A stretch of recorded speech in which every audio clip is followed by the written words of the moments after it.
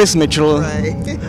star singer, star of the Boney M. Welcome to the Benátské. Thank you. Do you like these festivals, the atmosphere and the... Yes, I do. I normally do these every year somewhere in the world. You know, if it's not here, it's somewhere else. I know this is not the first time you are in Czech Republic. No. But do you remember the first time and the impression you have from Prague and... My goodness, that's going back before you were born. 1981. You were born in 81 and I was here in 77. 77. Yes. It was then different regime, but people were still beautiful. I know you have a special connection with a few Czech artists. You recorded your album with the Czech Symphony. Why did you choose them? Because at the time I was coming to Czech all the time and we had a good relationship. You know, we were going to continue. He was going to come to England. We were going to do more. But, you know, the work took me other places and then in the end we didn't get to do that second project. We probably will still do it. I saw some TV appearances with Karla Gotta, most famous Czech singer of all time. So, what are your thoughts about him? He passed away 6 years ago. I heard, and well, you know, he was also one of the first stars I met in my teen when I arrived in Germany. He was very famous in Germany. I was in the Les Humphreys Singers at that time. And he was so always gentle and kind. So when it arrived that I could sing with him this Christmas songs and Silent Night, have a duet, I was kind of, you know, because he's an opera singer, you know, and I'm like just a little pop singer.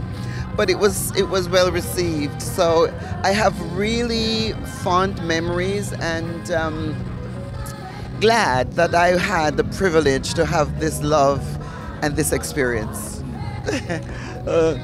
Speaking of absent legends, 2 days ago Ozzy Osbourne passed away. Same question. Well, Ozzy was like, you know, listening to all this music right now, and Ozzy was that, you know, powerhouse in you know, during his time, and I think that he handled his life really interestingly. The whole world feel they know him. You know, he wasn't hiding in any way. He was the first person to start these open programs that you have now that so many people are living like the way they live now online.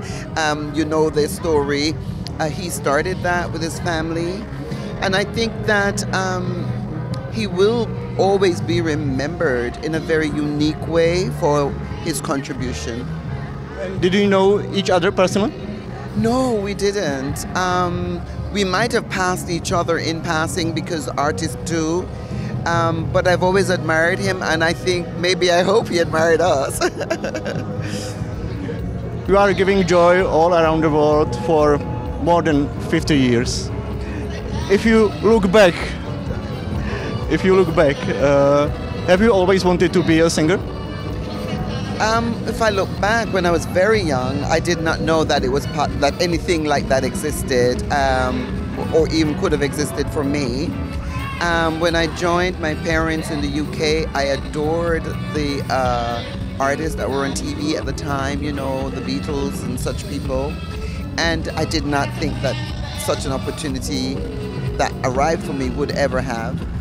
And to be honest with you, when I see where my career has gone, it is a big puzzle. I say to myself, how did this happen? How did I even get started? Because I'm not the typical showbiz person that goes knocking on doors and going, yeah, I'm the big singer. Give me a contract, you know. I'm not like that. So I just had a lot of God's blessings, direction, and love. What was the most important moment in your career? I think finding that I have a voice, probably, because I mean, I didn't know I had one, but the moment that arrived where I was able to impress someone and that somebody could say, well, you make me feel good, oh, I like what you've done. That's the beginning of what is today. And had I not heard those words, I probably never would have sang. Okay, thank you very much. We have to stop. So enjoy your stay. Thank you so much. I appreciate our conversation. Thank you very much.